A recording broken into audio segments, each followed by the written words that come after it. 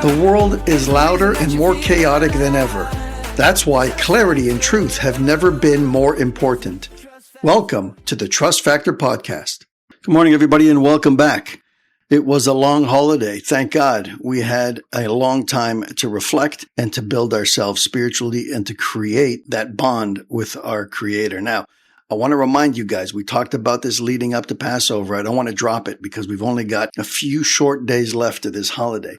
And I want to reiterate that the theme of the holiday of Passover is freedom. We were slaves in Egypt. We were released from slavery and brought into our own personal freedoms. That was then. And every year around the same time, the same theme appears, that theme of personal freedom, which means that God puts into the air. There is an extra divine assistance, my friends. It's there now. You can tap into it. That if you have vices, and we all have them, everybody I know is addicted to their phone. There are very few people who are able to overcome that addiction because the world of social media and technology has hacked the human genome. They know how to get you to focus on the things that they want you to focus on. They know how to control the message.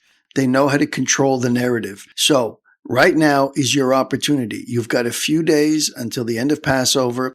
Possibly you can make the argument until the end of the month of Nisan, which is the month that we're supposed to be redeemed again, where you work on yourself, on those vices. If it's your phone, if it's some addiction to some form of substance, whatever the vice is that's holding you back, that you wish you could get over, now is the time to ask for extra divine assistance in that realm. And you will get it. If it's sincere and heartfelt, you will get that divine assistance, and you will be able to overcome your challenges now more than any other time of the year. That's specifically because the theme of Passover has to do with freedom from slavery. So our next holiday is going to be Shavuot. In 50 days from now, more or less, which is what we're counting towards, we're going to celebrate the giving of the Torah. So you can imagine what the theme is. The theme is going to be that if you want to grow in your Torah, if you want to grow in your level of knowledge, which everybody should be striving to do on a regular basis, then that is your opportunity. And you can also start to ask for it leading up to Shavuot. I want to grow. I want to understand more. I want to understand the history of the Jewish people, of the religion of Judaism. I don't know enough. My parents sent me to some private Hebrew school when I was a kid. The only thing I walked away with is the ability to ask the teacher to go to the washroom in Hebrew. That's the only thing I remember from all those years. But I'm an adult now, and I should know the basic history of my people. So you know what? I'm going to commit to that. And I'm going to do my best over the next period of time leading up to Shavuot to investigate, to learn, to find somebody who can teach me. And I'm going to make a commitment, and you're going to get extra help from the heavens to be able to grow in your connection to the Torah, which basically is growing your connection to Hashem. And at the end of the day, we said many times that your job and my job on a 30,000 foot level is to be like Him. How are you going to be like God? How are you going to emulate Him if you don't know what He's like? How are you going to know what He's like if you don't read His writings? If you have a wonderful author that you connect with, if you're a reader, if there is an author that you really connect with, it's no coincidence. It's because you connect with the neshama, with the soul of that author, because that author puts their heart and their soul into their writings. It's a reflection of who they are. And if that's the case for such mundane writings as fiction, then you can imagine that when it comes to the Torah, where our job is specifically to emulate God, that He's going to make sure that who He is, in as much as we can understand who He is laid out in the Torah for us to understand, for us to learn. And then once we've learned it, we can go out and be like Him. Having said all that, let's get back into the book, because right now we're talking about people in positions of authority. Who is the ultimate authority? Hashem. So if you want to learn how to be like Him, pay close attention, because that's exactly what we're talking about. We're talking about people who have dominion over other people. And it doesn't have to be that you're going to determine whether or not they spend the rest of their lives in jail, or that you're going to determine whether or not they make enough money to feed their families, or they're going to get a raise. It doesn't have to be that extreme. It could be you work in customer service and you're the front line. And when somebody calls in to get clarity on a bill or dispute something, you can either make their lives difficult, or you can be an aid. You can be a cane in their hand and help them to be able to get to where it is that they're going. You have to choose to do that. And again, it could be the smallest position, like somebody who's the first line of defense and answers the phone at a utility company. In fact, what we're about to discuss right now are a few examples, specific examples of different challenges that people face in positions of authority and what they must cope with. So it gives an example of a public service clerk. It says any clerk who must serve the public, whether he works for the government, a bank, or a utility, has an important task and a challenging test of emunah. He needs to believe that he was chosen from above for this job and that it's only for his sole correction. That's what it is, that he needs to help people through this job in order to achieve his own life's mission. Therefore, he's given an opportunity to meet many people. Not everybody in their day-to-day has an opportunity to interact with dozens or maybe even hundreds of people. Some people do. If he treats them with respect, kindness, and consideration, he'll be performing his mission on earth in the best possible manner. That's why an individual in that position, remember I said, the guy who answers the phone, you call the utility, you call your natural gas provider because you're at odds with them. I happen to have this going on right now in my office.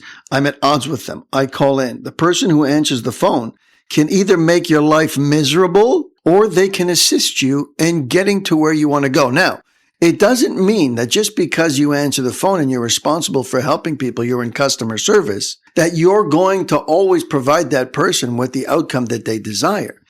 But it doesn't have to be a negative exchange.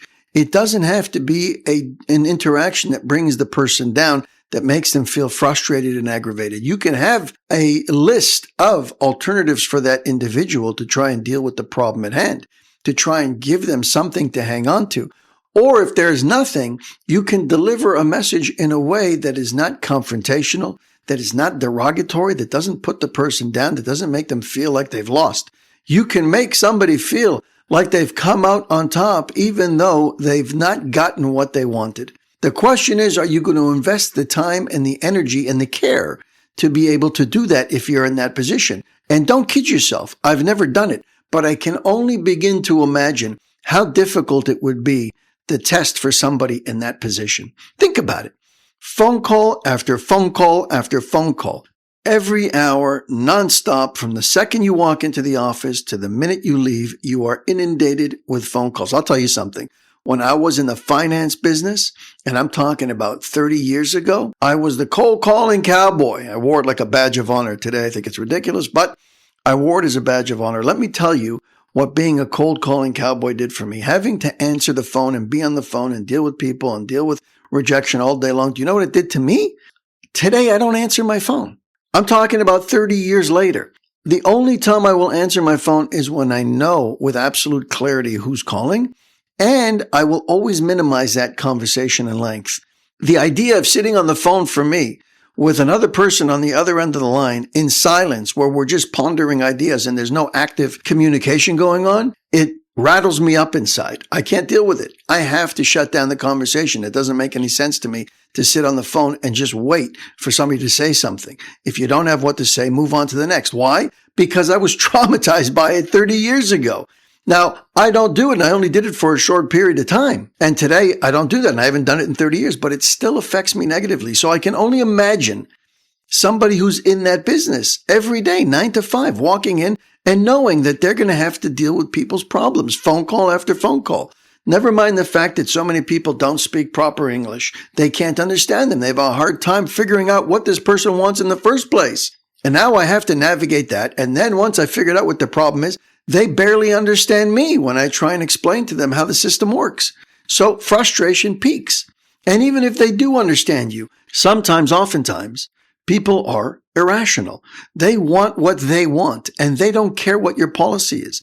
And even worse than that, your policy in the company could be a corrupt policy. It wouldn't be the first time that large corporations have policies that have the public scratching their heads. It doesn't make sense. Why would you do something like that? The person on the other end of the line doesn't have the answer. They're a minimum wage employee put there as a customer service agent. They don't know who makes policy at the corporate level, and you're asking them to change corporate policy because you're frustrated and upset with them. They have to deal with this all day long. So now imagine Now just imagine you're getting a small taste, my friends, just a small taste of what it's like to be your creator. He's dealing with that times 8 billion, generation after generation after generation. He deals with people who don't understand, who don't care, who just want it their way, who aren't willing to do the hard work in order to be okay with the situation. They're not happy with the rules and regulations. They have no idea how those rules and regulations were made, and they will never know how God runs the world and why he makes things operate the way that they do. We never will, because we're not him, thank God. But they're not happy with it, and therefore they have only complaints, and God has to placate them. And despite the fact that we go back to him and we complain and we blame him for all the bad and we never give him the credit for the good, he still pumps our hearts. He still fills our lungs with oxygen. He still gives us a mate, a spouse. He still gives us children and grandchildren and great-grandchildren. Even though we do all the things that upset him because we don't understand and we just want things our way, he still has all the patience in the world to do the right thing for us and to wait for us to come around. Think about it. It's a hard thing, guys. I'm not making it easy. That's why I've drawn this picture for you. I'm not making it out to be something simple. It's very difficult, but you're in that position. If that position doesn't work for you, get out of that position, my friends. Because the longer you're in that role and making people's lives miserable because you can't hack that job, the deeper the hole that you're digging for yourself. Get out of there. Move on to something where you don't have to deal with that, because with that ability comes great responsibility. In that role, you have now taken on the commitment to help so many people. And if you're not capable of doing it, then you're going to make mistakes that are going to be costly for you, very costly for you. But if you can overcome, if you can manage your emotions, if you have a system of working with people in a way that is compassionate and caring and kind, and people on the other end of the line see that and hear that, then you know that that conversation is going to go very differently. And if these people get off the line with you feeling a sense of contentment, not necessarily that they got what they wanted out of you, but they weren't put down, they weren't made to feel second class. They walked away feeling a level of contentment. The problem is not over yet. If you've solved their problem, even better.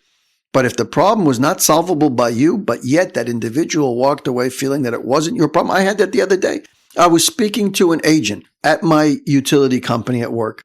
And this individual was one of 3 people that I've spoken to in the past few weeks. And this individual was an exception. He took the time. He took the care. He was patient. He answered all of my questions. We went through every painstaking bill for an entire year. He gave me numbers. We did an accounting together. We did an amazing job to the point where at the end of the conversation, I thanked him. I said, thank you. I didn't get what I wanted. I'm still fighting it. I've taken it to a whole other level. But that individual was what we call a mensch, a good person, a well put together individual, polite, respectful, willing to do the work, worried about me, making sure that I was happy and that I felt that I got everything I could get out of this individual. And in fact, that's exactly what I got. If you can do that, the reward that awaits you in the next world, my friends, is never mind the next world. Never mind. I mean, even though that's where we're all going, this world, just think about it. Okay. Think about that person's end of day. Think about how that person goes home when the clock runs down, when it's time to punch out and he goes home to his family and his kids. Is he miserable or is he content? He's had wonderful conversations. People have thanked him. People have spoken to him with respect and dignity, the same way he spoke to his clients. It just makes everything better. You double dip in this world and in the next. I remember, and we'll leave it with this, driving across the border into the U.S. Talk about an unpleasant experience, even though sometimes, most of the time, it's okay. Call it neutral. You go in, you see somebody who's got a stark face on them. It's all business. Give me your passports, where you're from, where you're going, what's your purpose, blah, blah, blah. Here's your paperwork back. Have a nice day. It's still not pleasant. And we're always just waiting and praying that something bad isn't going to happen. But do you remember the ones that go out of the way to make you feel good and are happy and smiling and cracking jokes? I will never forget this wonderful lady who was working as a border guard. We were going into the U.S. to visit our kids in camp in New York, and we spent a good 5 or 6 minutes talking to her about our kids and her kids and which camp they went to and how quickly they grow. And now her daughter has the driver's license, and my son also just got his driver's license, and yada, yada. We were speaking for so long that we started to get a little bit nervous about the people behind us, that we weren't being considerate about them. She was not concerned. She saw a young family going to visit their kids in camp, and she recognized she wasn't dealing with a high probability of terrorists, and she took the opportunity to have a wonderful, meaningful conversation with people. My wife and I will never forget that individual. Be that person, my friends. Be that person, because at the end of the day, she goes home just as happy as she's made everybody else. Have an amazing day, my friends. We're back on. Tomorrow we'll continue. Thank you for spending time with us on the Trust Factor podcast. If you've heard something today that moved you, save this episode and share it with someone who might need to hear it. Be sure to subscribe so you don't miss upcoming conversations that challenge, empower, and uplift. And if you're on social media, connect with us. Leave your thoughts. Drop a quote that resonated with you. Hashtag the Trust Factor podcast. Until next time, keep growing in your trust and keep living with purpose. I'm Jesse Revivo, and this has been the Trust Factor podcast. Thanks for listening.